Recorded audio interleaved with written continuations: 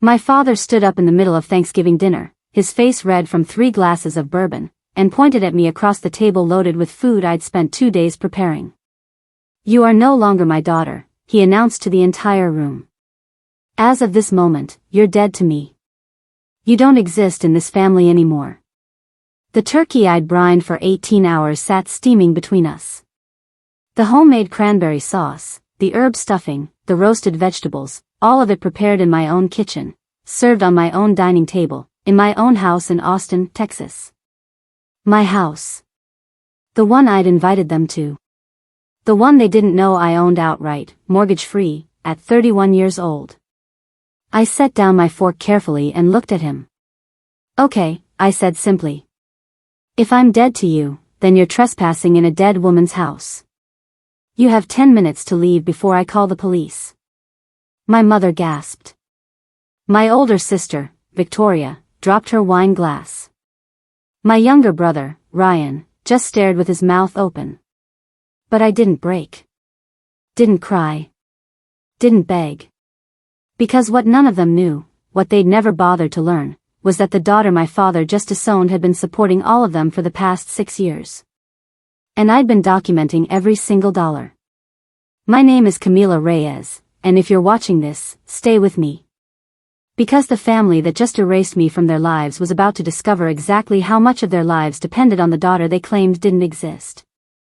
The disownment didn't come out of nowhere, even though it felt sudden to everyone at the table. It had been building for months, years really, but the final trigger was my announcement 15 minutes earlier. I'd told them I was engaged. To Diana. My girlfriend of 3 years. The woman I loved more than anything. The person who actually saw me, valued me, chose me every single day. My father's face had gone from confusion to disgust in about 3 seconds. "That's not funny, Camila. It's not a joke, Dad. Diana and I are getting married next June. I wanted you all to know, to be part of it, if you wanted to be." That's when he'd stood up. That's when 31 years of being his daughter evaporated in a single sentence. Not because I'd done anything wrong. Not because I'd hurt anyone. But because I'd dared to be authentically myself in front of him, and that authenticity didn't match the script he'd written for my life. "No daughter of mine will live that lifestyle," he'd said, his voice shaking with rage. "I won't have it. You can choose that woman or you can choose this family. But you can't have both." "Then I choose Diana," I'd said without hesitation. Every single time. And that's when he disowned me. Right there, in front of my mother who said nothing, my sister who looked away, my brother who found his plates suddenly fascinating. Not one of them defended me. Not one word of support. Just silence and complicity. The 10 minutes I gave them to leave turned into chaos.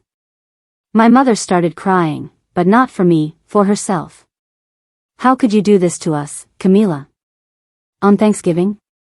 How could you ruin everything?" I'd ruined everything. Not him. Not his bigotry. Not his ultimatum. Me, for existing as I actually was instead of pretending to be what he wanted. Victoria grabbed her coat, hissing at me as she passed. "You just had to make everything about you, didn't you? Couldn't just keep it private? Now you've destroyed the family." Ryan didn't say anything. Just followed everyone else out like he always did, never having an opinion that wasn't borrowed from someone else, never taking a stand that might cost him something. Within 8 minutes, they were gone. The door slammed behind them. And I stood in my dining room surrounded by enough food to feed 15 people, all of it prepared with hope that this time, this holiday, maybe they'd accept me. Maybe they'd see me. Maybe family would actually mean something. Diana found me there 20 minutes later. She'd been at her own family's Thanksgiving across town, was supposed to meet them later. But I'd texted her one word, "Come." And she'd come immediately, no questions asked. "Baby, what happened?" She wrapped her arms around me and I finally let myself feel it. Not the pain of losing them, because I'd lost them a long time ago. But the pain of finally admitting it. Of accepting that the family I'd been born into would never love me the way I deserved to be loved. He disowned me, I said into her shoulder. My father. At dinner. He said I'm dead to him. Diana pulled back, her dark eyes fierce. Then he's an idiot who just lost the best daughter he could have had. And Camila, I need you to hear me right now, you don't need them. You never did. You've been carrying them for years. Now you get to put that weight down. She was right. I'd been carrying them. Financially, emotionally, practically. For 6 years, since I'd graduated from UT Austin with my law degree and landed a position at Morrison & Blake, one of the top corporate law firms in Texas. Since I'd started making the kind of money that changed lives. Since I'd become the family's unofficial bank account, problem solver, and safety net. My father's small business, a hardware store in San Marcos that had been failing for a decade. I'd been covering his commercial lease for 4 years. $1,800 a month, directly from my account to his landlord, because he'd asked for temporary help and I'd never stopped helping. My mother's medical bills after her surgery 2 years ago. $73,000. I'd paid every cent because their insurance was terrible and they couldn't afford it. She'd thanked me once, then never mentioned it again, like it had just magically resolved itself. Victoria's mortgage when she and her husband almost lost their house during his unemployment. I'd covered 6 months of payments.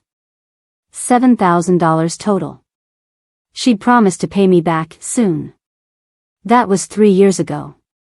I'd never seen a dime. Ryan's college tuition.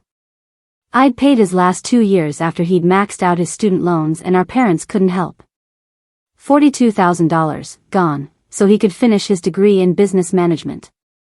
A degree he'd used to get a job that paid $35,000 a year because he wasn't ready for the corporate world. I'd been their financial foundation for years. And not one of them had ever asked if I could afford it. Not one of them had ever considered what I was sacrificing. They'd just taken and taken and taken, and then convinced themselves that this was normal, that family helped each other, that I should be grateful to be in a position to help them. But help goes 2 ways. Or it should. And when I'd needed them, when I'd needed acceptance, understanding, basic human decency, they'd given me nothing. Worse than nothing. They'd given me judgment, rejection, and ultimatums. After Diana left that night, after she'd helped me put away all the food and held me while I processed everything, I sat down at my desk and opened my laptop. I'd been preparing for this moment without really knowing it. For years, I'd been documenting. Every payment, every loan, every time they'd asked for help and I'd provided it. Every promise to pay me back. Every text message, every email, every conversation. I pulled up a folder labeled Family Financial Records. Inside were spreadsheets tracking every dollar. Bank statements showing the transfers. Screenshots of text messages where they'd asked for money. Copies of checks I'd written. Proof of payment for my father's lease, my mother's medical bills, Victoria's mortgage, Ryan's tuition. Everything, organized chronologically, categorized by family member, totaling exactly $287,450 over 6 years. I'd never intended to collect. Never thought about asking for it back. But I'd documented it anyway, some part of me knowing that one day I might need proof. Proof that I'd shown up. Proof that I'd been the daughter they claimed I wasn't. Proof that their version of the story, where I was selfish and difficult and wrong, was a lie. Now, sitting in the silence of my house, I opened a new document. A formal demand letter. Because if I was dead to them, if I didn't exist in their family anymore, then they didn't exist in my financial safety net anymore either. Every outstanding debt was now due. Every temporary help situation was now permanent debt. And I was calling it all in. I drafted the letter carefully, professionally, using every skill I'd learned in law school and 6 years of practice. It outlined every payment, every loan, every instance of financial support. It included payment terms, 30 days to respond with a payment plan, or I'd pursue legal collection. It was cold, formal, and legally airtight. I made 4 copies. One for my father, one for my mother, one for Victoria, one for Ryan. I'd send them certified mail, return receipt requested, so there'd be proof of delivery. And then I'd wait. Wait for them to realize that disowning me came with consequences they'd never imagined. But the demand letter was just the beginning. Because beyond the money, there were other ways I'd been supporting them. Ways they'd never noticed because I'd been doing them so quietly, so consistently, for so long that they'd become invisible. My father's business taxes? I'd been doing them for free for 5 years. Not just filing them, but organizing his messy records, finding deductions, keeping him compliant with state regulations. Saving him at least $5,000 a year in accountant fees. That was ending. My mother's insurance paperwork, her prescription management, her doctor's appointment scheduling. I'd been handling all of it since her surgery, because she found it overwhelming and I was so good at that stuff. No more. She could figure it out herself or hire someone. Victoria's kids babysitting? I'd been watching my niece and nephew every other weekend for 2 years, giving her free childcare that would have cost her at least $400 a month. Done. She'd need to find a paid sitter now. Ryan's career networking? I'd been introducing him to contacts at my firm, setting up informational interviews, reviewing his resume, coaching him through job applications. Finished. He could use LinkedIn like everyone else. Every thread of support, every invisible favor, every way I'd made their lives easier, all of it was being cut. Not out of spite, but out of necessity. Because I couldn't keep supporting people who just told me I didn't exist. I couldn't keep giving to people who took everything and gave nothing back. The letters went out the Monday after Thanksgiving. By Wednesday, my phone was exploding. 11 missed calls from my mother. 7 from Victoria. Even my father called twice, though he didn't leave messages. Ryan sent a long text, "Camila, what the hell? You're seriously asking us to pay back money you gave us? That's so messed up. We're family.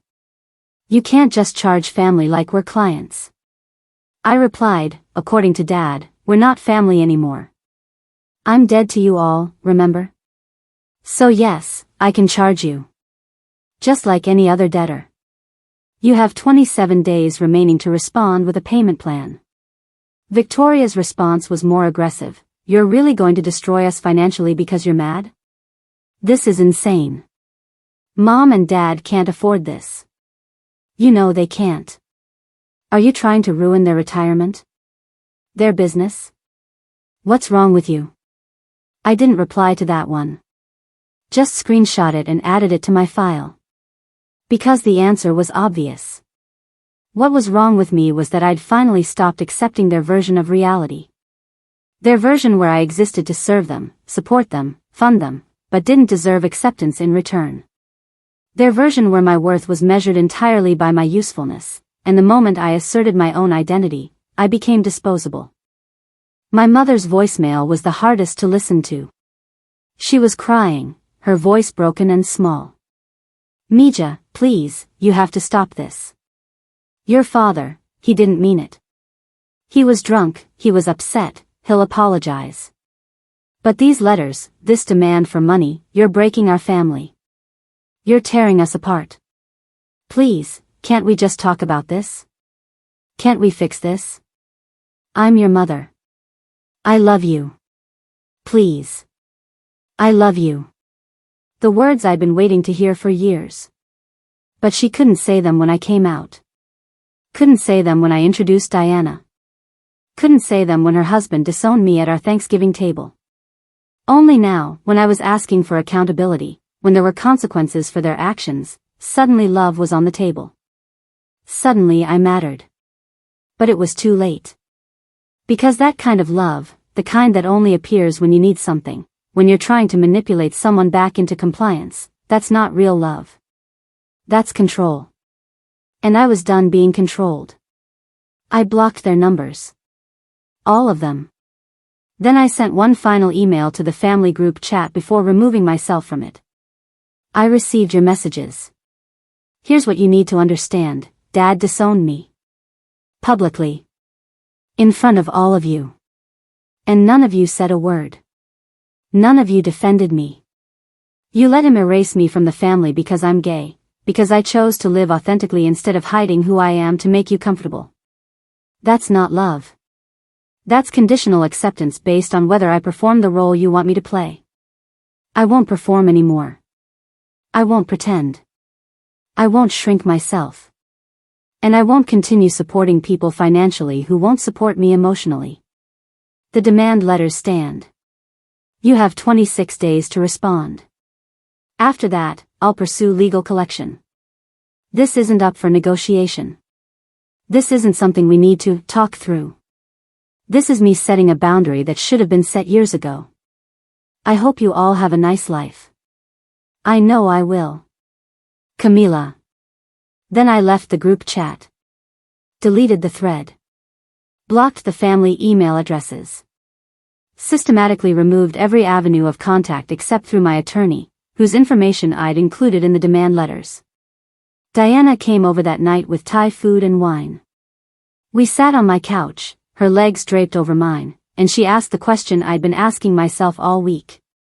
Do you think they'll actually pay? No, I said honestly. They'll ignore it until the deadline, then they'll try to negotiate or guilt-trip me into dropping it. And when that doesn't work, they'll hire a lawyer and fight it. And then I win. Because I have every piece of documentation. Every text asking for money. Every promise to pay back. Every transfer showing I paid.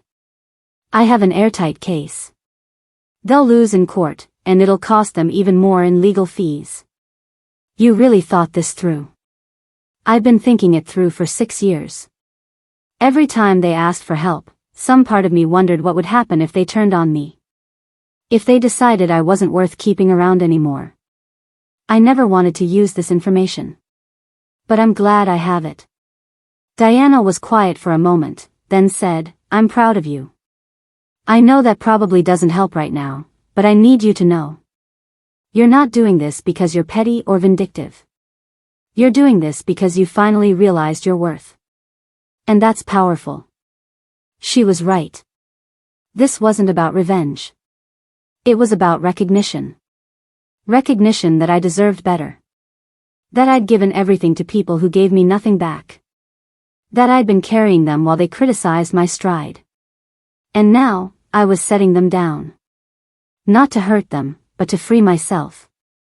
2 weeks after the letters went out, I got a call from an unknown number. I almost didn't answer, but something made me pick up. Ms. Reyes? This is Gerald Morrison from Morrison & Blake. Your father contacted our firm asking for representation in a family dispute. When we realized it involved you, we declined. I'm calling to let you know as a courtesy, and to tell you that if you need any support from the firm in this matter, you have it. What he's asking us to help him with, fighting your demand for repayment after he disowned you, it's not something we're interested in being part of. I felt tears prick my eyes. Gerald Morrison was a senior partner, someone I respected immensely. The fact that he'd called personally, that the firm was taking my side, it meant more than I could articulate. Thank you, I managed. That means everything. You're one of our best associates, Camila. And more than that, you're a person who deserves respect and dignity. Your family's treatment of you, it's unacceptable.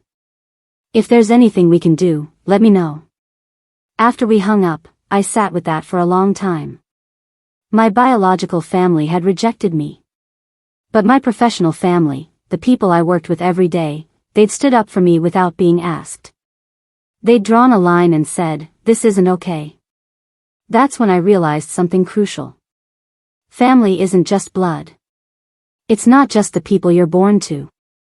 It's the people who show up. Who see you. Who choose you. And I had that. I had Diana.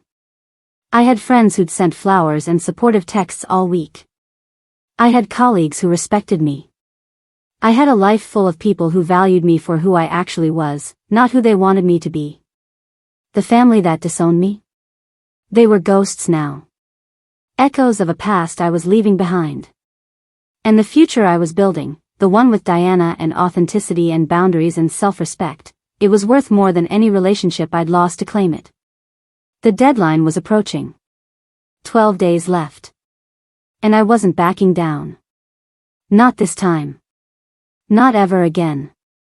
The deadline came and went. Not one response. Not one payment plan proposal.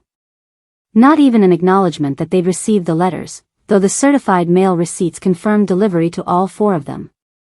Just silence. The kind of silence that screams defiance, that says, "You're bluffing and we know it." They didn't know me at all. On day 31, I filed 4 separate small claims cases. One against each of them for the amounts they owed. My father, $89,000. My mother, $73,000. I could have claimed joint debt with my father, but I wanted her to face this individually.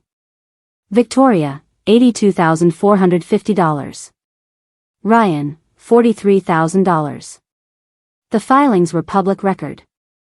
Anyone could look them up. Including their friends, their employers, their church community. The shame they tried to put on me for being gay? I was returning it tenfold for being deadbeats who'd exploited their own daughter for years. Victoria called from an unknown number 2 days after the filings. I answered because I was expecting it. "You actually filed? You actually took us to court?" Her voice was shrill, panicked. "Camila, this is insane. Everyone can see this. Do you know how humiliating this is?" "Yes," I said calmly. "I know exactly how humiliating public rejection feels. You watched it happen to me at Thanksgiving. How does it feel now that it's happening to you? This is different. This is about money, not what? Not about who I love? Victoria, you're right. This is about money. Money I gave you when your marriage was falling apart and you were about to lose your house.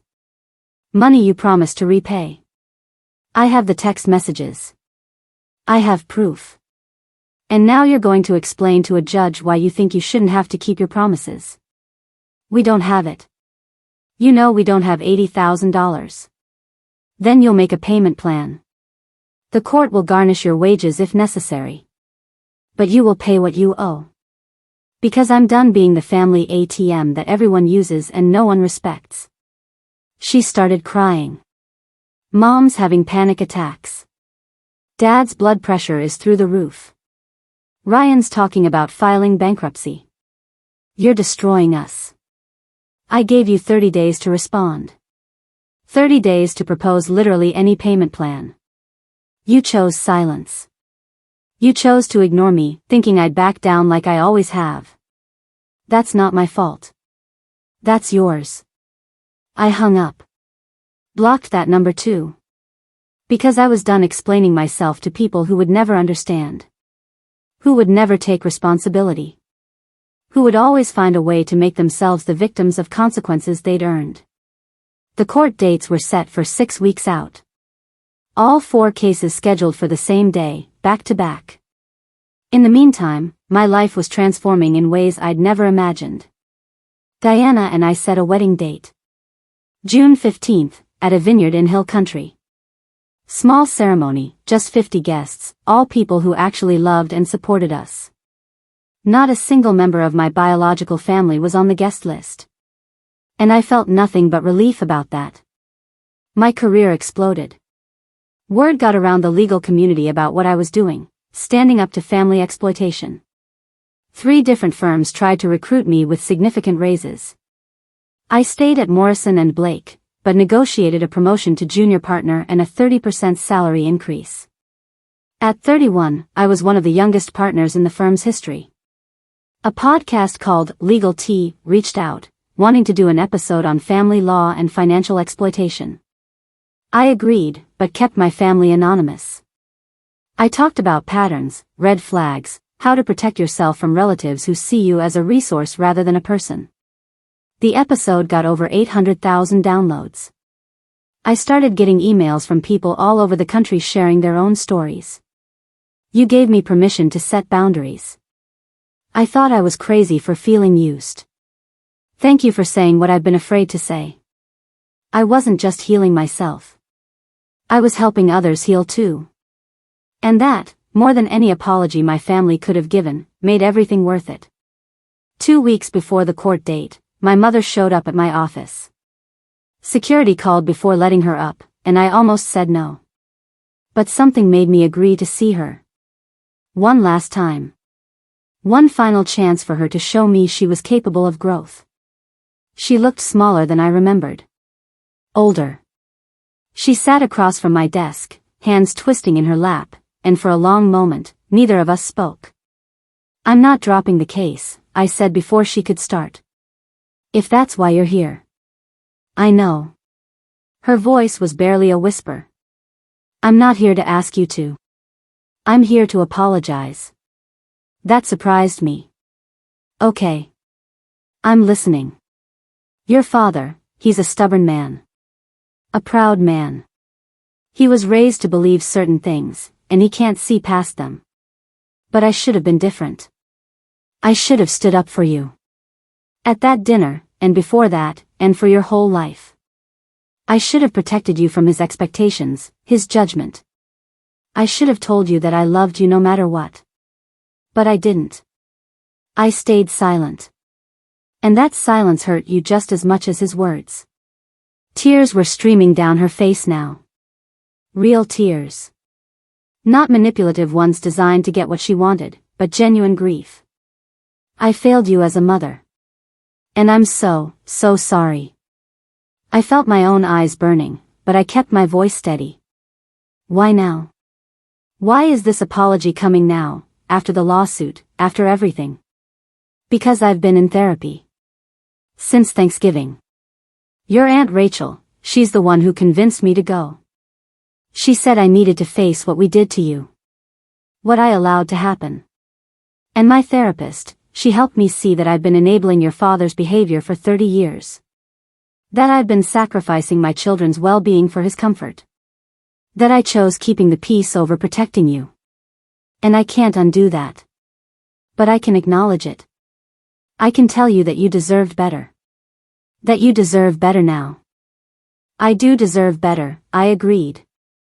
"And I've found it. With Diana. With my career. With friends who actually show up for me. I've built a family that chooses me every single day, not because they have to, but because they want to.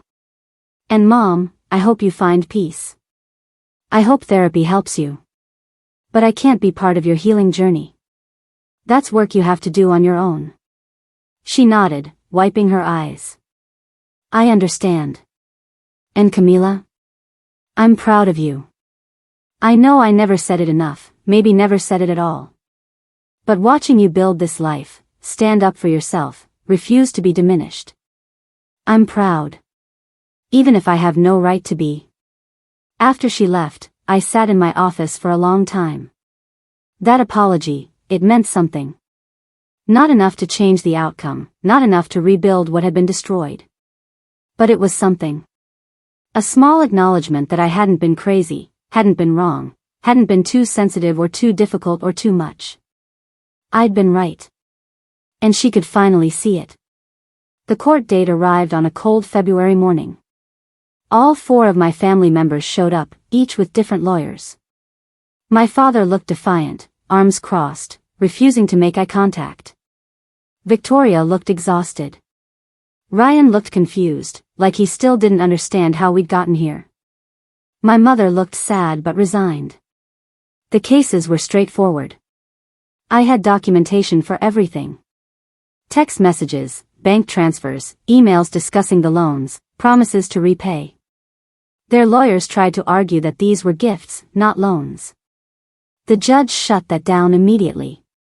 If these were gifts, why are there multiple instances of the defendants promising repayment? Why did they frame these requests as temporary help? The evidence is clear. These were loans with an expectation of repayment, and the defendants have defaulted. Judgments were entered against all 4 of them. Payment plans were established. 20% of my father's business profits, monthly until paid in full. 15% wage garnishment for Victoria and Ryan. My mother was given the most lenient terms because of her limited income, but she still owed every penny. Outside the courthouse, my father finally approached me. His lawyer had advised against it, but he couldn't help himself. Are you happy now? You've destroyed your own family for money. That's all you care about. Money. I looked at him, this man who'd raised me, who'd once called me his daughter, who'd erased me from his life because I wouldn't pretend to be someone I wasn't. And I felt nothing. No anger. No pain. Just distant pity. No, Dad. I cared about being loved. I cared about being accepted. I cared about being seen as a human being, not just a bank account. You took away the relationship. I'm just taking back the money. And honestly, the money is easier to replace than the family I thought I had. So yeah, I'm happy. Happier than I've ever been. Because I finally stopped waiting for you to love me the way I deserved, and I started loving myself instead. I walked away. Diana was waiting by the car, her hand extended for mine. We drove to our favorite taco place, ordered too much food, and celebrated. Not the court victory. Not the money. But the freedom. The absolute liberation of no longer carrying people who'd been dragging me down my entire life. 3 months later, Diana and I got married. The vineyard was perfect, the weather gorgeous, our friends incredible. We danced until midnight, laughed until our faces hurt, and I didn't think about my biological family once. Not even when Diana's parents welcomed me into their family with a speech that made me cry. Not even when my best friend from law school toasted to chosen family being the best family. Not even when I caught the sunset and realized this moment, this life, this was what I'd been fighting for all along. My father never apologized. Victoria and Ryan paid their judgments slowly, resentfully, never acknowledging why they owed the money in the first place. But my mother kept going to therapy. Kept working on herself. And 6 months after the wedding, she sent a card. Not asking for anything. Not trying to manipulate. Just saying, I saw your wedding photos on Diana's mom's Facebook. You looked beautiful. I wish I could have been there. But I understand why I wasn't. I hope you're happy. You deserve to be. Mom. I didn't respond. But I kept the card. Because healing isn't linear. Forgiveness isn't required. But acknowledgement, genuine acknowledgement of harm done, that matters. Even if it changes nothing else. My name is Camila Reyes. My father disowned me at Thanksgiving dinner because I chose love over pretense. So I disowned them back by choosing myself over obligation. And in that choice, I found something my biological family never gave me, unconditional acceptance, unwavering support, and the freedom to be exactly who I was always meant to be. They said I didn't exist to them anymore. Turns out, I existed just fine without them. Better than fine. I existed beautifully, authentically, powerfully. And that, more than any court judgment or repayment plan, was the sweetest victory of all.